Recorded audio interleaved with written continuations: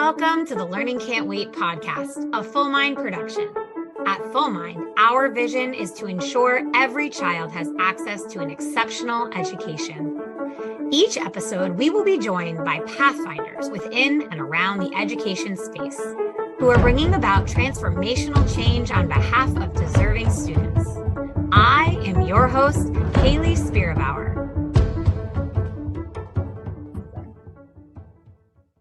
Welcome back, everybody, to the Learning Can't Wait podcast. We are releasing a special episode lining up to Started's Ed Tech Week as part of their content collective. I am so excited to introduce you to Lisa Tarshis, the Executive Director of Primer Foundation and the Yes Prize recipient for 2024. Welcome, Lisa.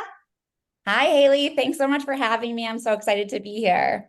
I am so excited to have you. I feel like sometimes when a guest and I get to meet each other before the episode goes live, I could tell if the energy level is going to be at an 11. And today is definitely going to be at an 11.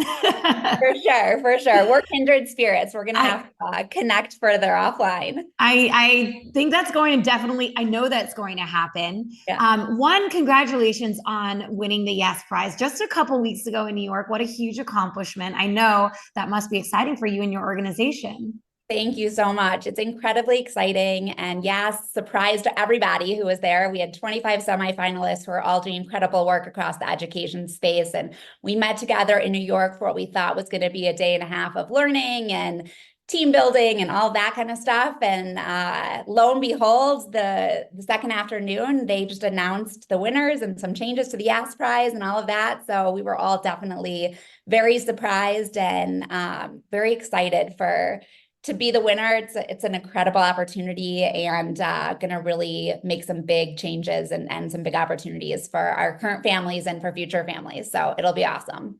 That sounds really wonderful. I'm excited to hear about why you were the recipient. So let's just jump right in. Can you tell me how you became the personal and professional version of yourself? Yeah.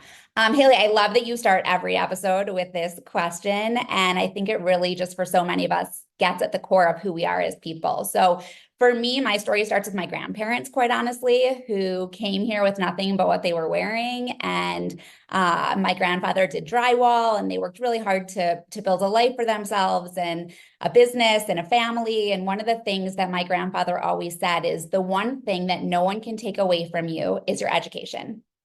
And that is so incredibly powerful. And I think it's so true. And the other thing that they really instilled in me was this idea that you are always better off than somebody else. There is always somebody who might not be in the same position that you are. And it is your responsibility to help lift others up.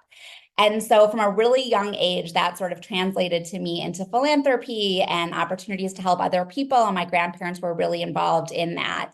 Also tied to education, my parents worked really hard. They sort of like instilled in me this work ethic. And my sister had some learning differences growing up. And my mom spent a tremendous amount of time advocating for her. And, she had teachers who just said she was lazy or she wasn't smart or she didn't try. And my mom said, I know that's not true. I spend every night with her, working with her. I see how hard she's trying. I know she knows all of the answers. I know she understands the content.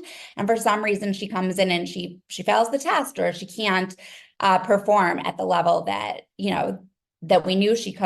And my mom really, really, really fought hard for her and advocated and worked the system to get her the help that she needed. And what I think is so amazing is A, my mom's tenacity in doing that, B, her ability to navigate a complex system, but C, that when you are able to put the right pieces in place for a learner, it can change their entire trajectory, right? Like, my sister became a straight A student pretty much overnight after she got the accommodations that she needed. And so there's these little things that we can do that can totally change the trajectory of someone else's career. And it's not just that one person. It really impacts the entire family and the entire ecosystem.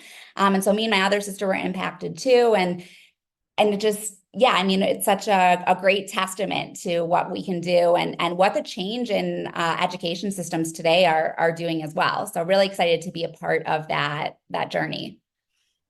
Everybody has such wonderful stories. You say I ask this question all the time, and I do. And what I appreciate about how you answered the question is you really drive home what is required for our system to be better in a lot of ways, recognizing that it's bigger than ourselves, recognizing that there's lots to be done, and recognizing that sometimes the system can be extremely complicated.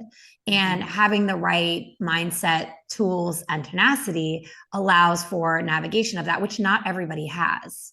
So let's talk about then what it means to why you started Primer and why you're a part of Primer, excuse me, and what you're doing to ensure that everybody has that type of access.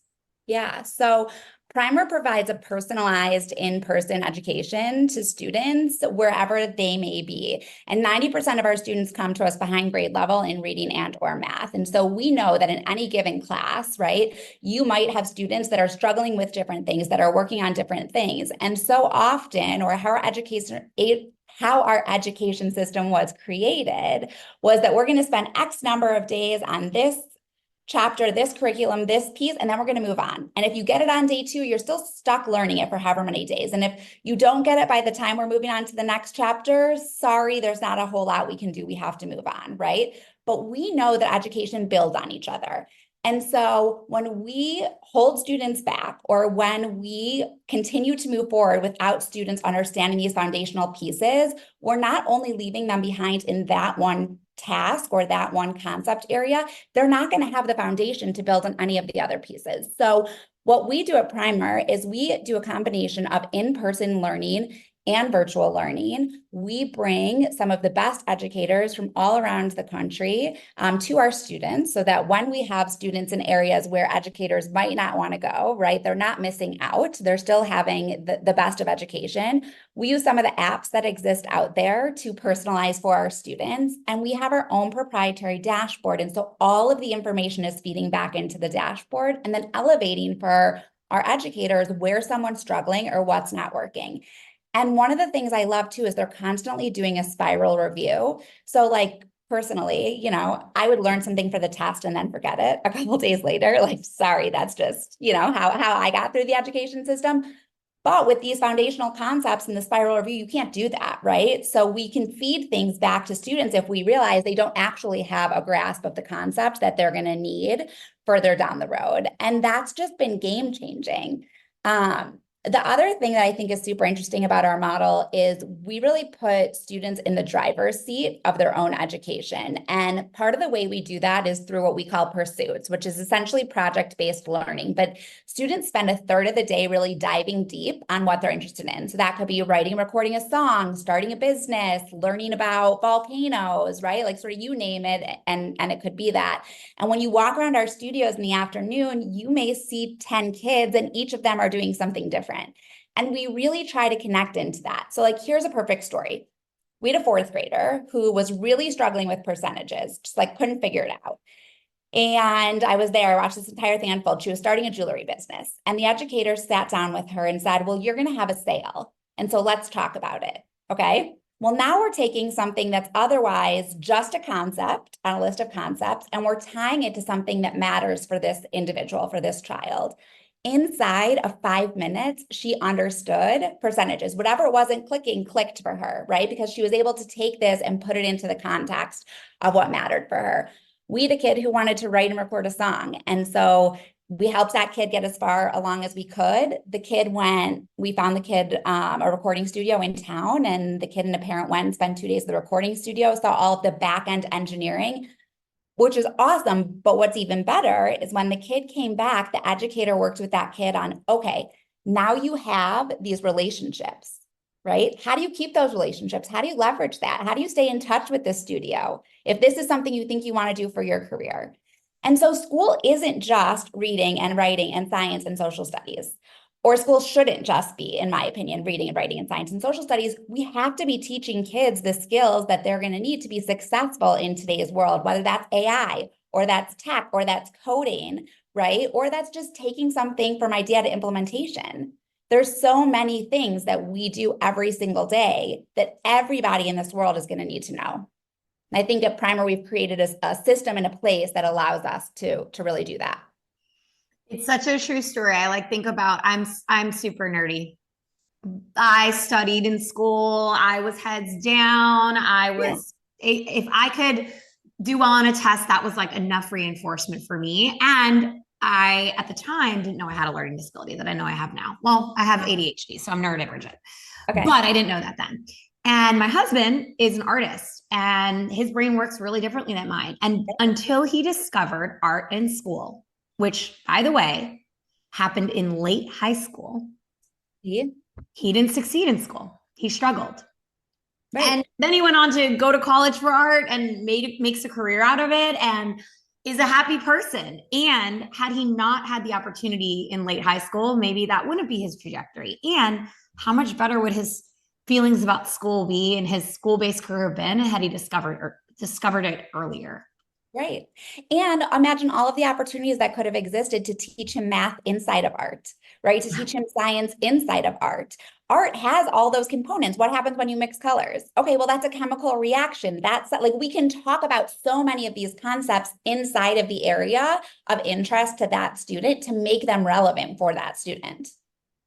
I love thinking big about education. I have a very strong belief that the system is broken that we're in right now. And there are a lot of people doing incredible work to either rebuild or repair the system. And I love hearing about how Primer is approaching both personalized learning and ensuring that every student has access to an incredible teacher. It's a concept near and dear to my heart, has followed me through my career. Lisa, tell me about what you see happening in the next 5 to 10 years. I mean, when you think about the current state of American student academic and social and emotional performance, which I'm going to make an assumption, we actually didn't talk about this before. You're like reading NAEP data, you know that the student well-being mental health concerns are at an all-time high. Yeah. How are you thinking about the work you're doing today and how it addresses the next 5 to 10 years of students' trajectories?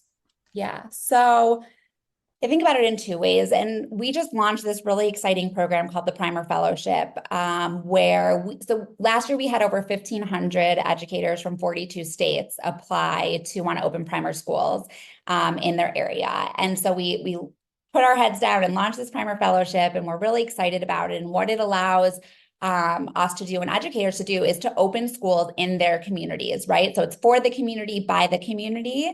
And we're taking the top educators, we're taking on all the financial risk and giving them all of the backing and walking them through the process and giving them access to the Primer OS and all of that. And we really think part of the way to fix the education system is for thousands of educators to be launching micro schools in their communities.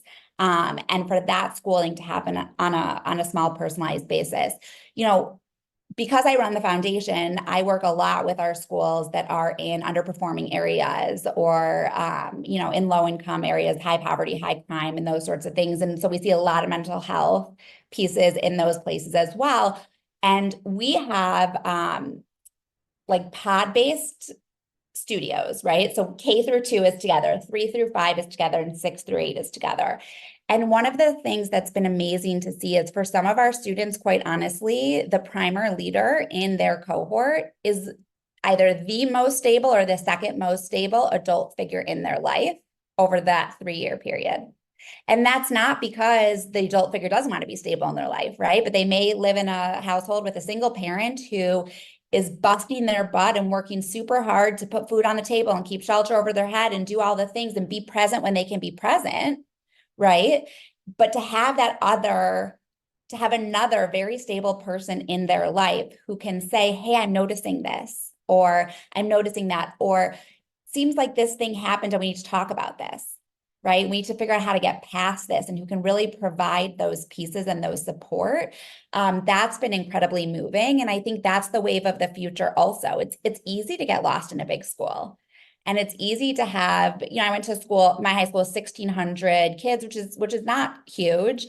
And we had a counselor who we saw twice a year, right? And that person gave the best advice that they could, but maybe didn't know everything about everybody. And part of what's beautiful about micro schools is the entire school knows everybody at the school. The entire campus knows everybody on the campus. And so there's this increased sense of responsibility toward one another. And so you even see peers starting to take on some of that and other parents helping where they can and when they can. And it creates this really awesome community feel. And I think that's part of what we're missing, right? With social media, everyone's so isolated. And part of what we need is to come back together as a community, to know that we're all in this together, to be a village in raising today's youth. Oh, that saying is so true now that I'm a parent. It was true when I was an educator in school buildings, leading and teaching, but it is so true now as a parent.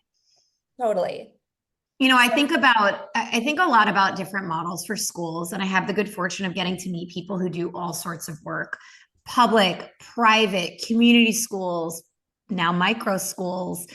And this element you're talking about regarding the interplay between the different stakeholders and the importance of that support is to me really stand out. And it is so absent so very often because people have a million priorities. The school leaders have a million priorities. There's safety concerns. We're coming off of COVID. There's academic gaps. And it's really special to hear how central that role or that function plays at Primer, at the micro school site. Sorry, go ahead. Finish one thing. Yeah, I just want to add one thing, Hayley, which is that I truly believe if our students don't feel safe, they can't learn, right? If their bellies aren't full, they can't learn. And in Primer's first year, we raised $160,000 just to feed kids breakfast and lunch that needed it, right? Because we couldn't access the National School Lunch Program. But we also knew our kids couldn't learn if their bellies were hungry, right? If they didn't have the nutrition they needed. And the same is true on the social emotional side of this. If we don't feel safe, if we don't think it's okay to raise our hand and know the answer to something, and I'll tell you, I have students who have said to me like, oh, at my old school, it was not cool to know the answer, or you'd get bullied if you knew the answer. You'd get shoved in a locker if you knew the answer. And it's so nice that at Primer, it's okay to know the answer. I can be me. I can like learning. That's encouraged here, right? There's things like that that are just great. That means we are caring for them, right? For their mental health, for their well-being, and in turn, giving them a place where they can show up and where they can actually take in the knowledge and the experiences that we want them to have. Yeah, you are hitting the nail on the head. I'm like nodding my head vigorously and like taking notes here on the side. I could not agree more that schools have to be safe places for students, and they have to be fed, and they have to have Maslow's hierarchy of needs met in order to be successful in school. That is absolutely true. When you are looking at the landscape of education and the growth of micro schools since COVID, I think a lot of micro schools popped up during that time, but obviously yours is sustaining and you're looking to you are continuing to grow. How do micro schools play into the larger ecosystem, like from a federal perspective? Like, what should the federal government be thinking about the growth of micro schools?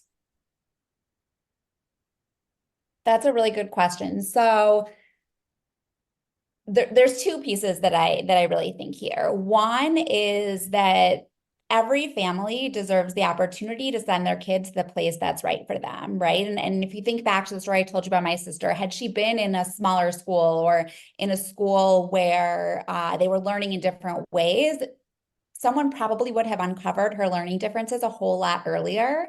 And that would have changed the trajectory of her life in tons of ways. She might not have been depressed. She might not have had, some of the other things that she dealt with sort of as a side effect to these other pieces. So I think we need to get out of this mindset that only one type of school is good, right? My kids go to public school. I went to public school. Like, I'm a big public school advocate, and it's not for everybody. And so to me, one thing that I'm, glad that we're starting to see is more different types of schools popping up.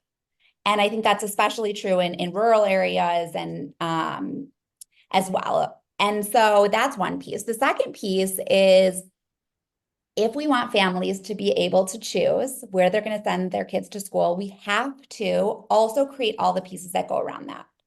So for example, ESA is a great start. So there's educational savings accounts, as you know, in many different states, and families can access those to have money that helps to then pay for school. So that's a great start.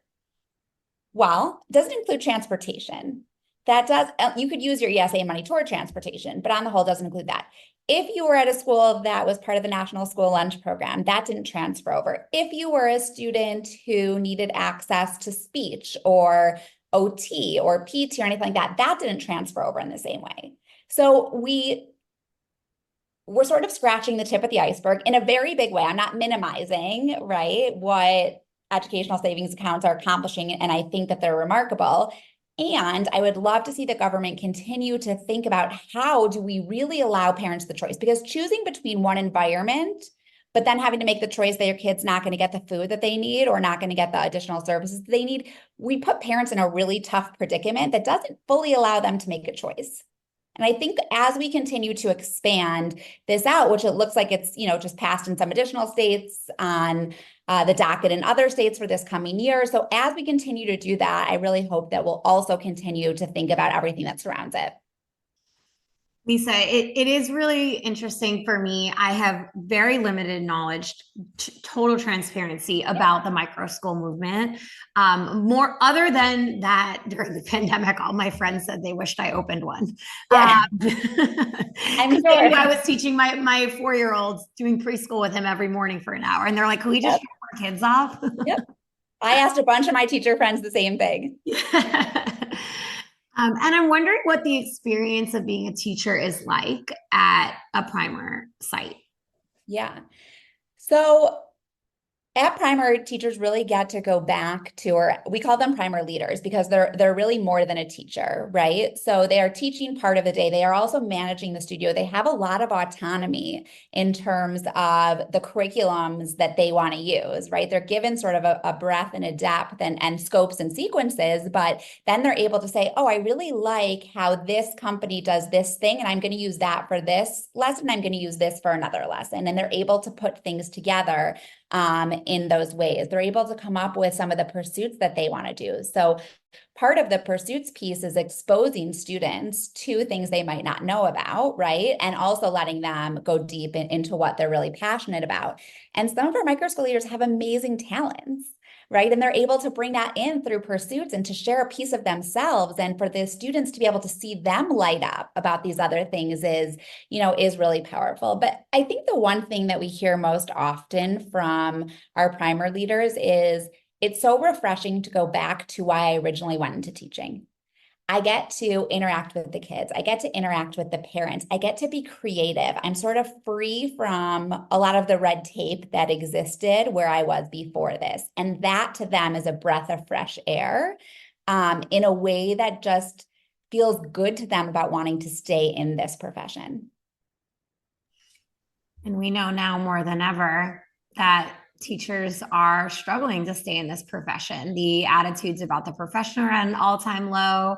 Most parents won't advise their children to become teachers, even if they themselves were teachers.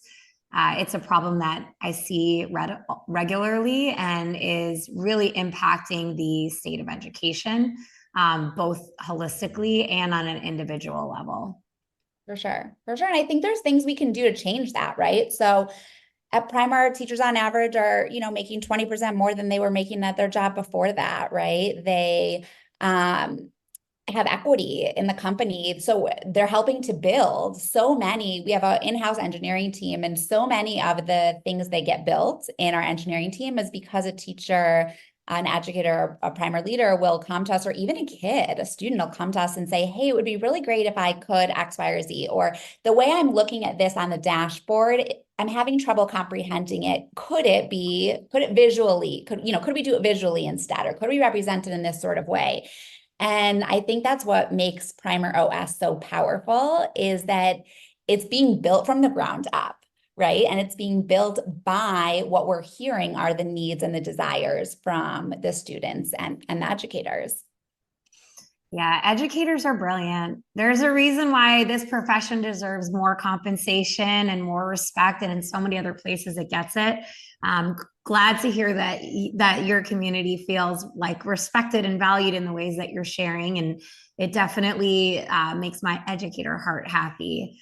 Lisa, it's wild to think that we're talking about this educator topic and we're approaching the very end of this podcast. This time has really flown being with you and It really learning has. about what you do. Can you wrap us up here with my final question, which is, what advice would you give an educator starting their career today? Maybe not at a micro school at the moment, Yeah. but who really cares deeply about this work and is curious about how to do it and do it well.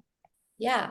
I would say ask a lot of questions, right? And one of the things that just like personal pet peeve that irks me, right, is when people say, well, that's the way we've always done it. Well, just because that's the way you've always done it doesn't make it right, doesn't make it good, doesn't make it effective, right? We should be questioning those things. And I think that so often, once people are in a space for a long period of time, they sort of succumb to or maybe get jaded, or this is just the way it is, and they're used to it, they're in a rhythm, it's okay. And so I think new people entering the field have this amazing opportunity to push all of us to be better, right? To think outside of the box, to be more creative, to be innovative. And ultimately that is what is going to continue to drive education forward. So for anybody who is new to the field, my biggest advice to you is ask questions, right? Question why things are the way that they are. Don't be afraid to make suggestions for how something could be different, because you might stumble across the new next thing in education. And we know that we need to continue to grow and evolve in this field to help all of the kids in this country. Heck yeah, be a rabble rouser. I love it. I love it. Lisa, it has been an absolute pleasure having you on the podcast today. Thank you so much for joining us. Thank you so much for having me, Hayley. This has been so much fun and I really appreciate it. And thank you so much for the introduction and for everybody who tuned in today. Thanks for listening to the Learning Can't Wait podcast. If you like what you heard, please rate, review, and share this episode. Be the first to know when we have a new episode by subscribing wherever you listen to podcasts. If you'd like to be a guest on the show or have a suggestion for an episode, email us at podcast@fullmindlearning.com.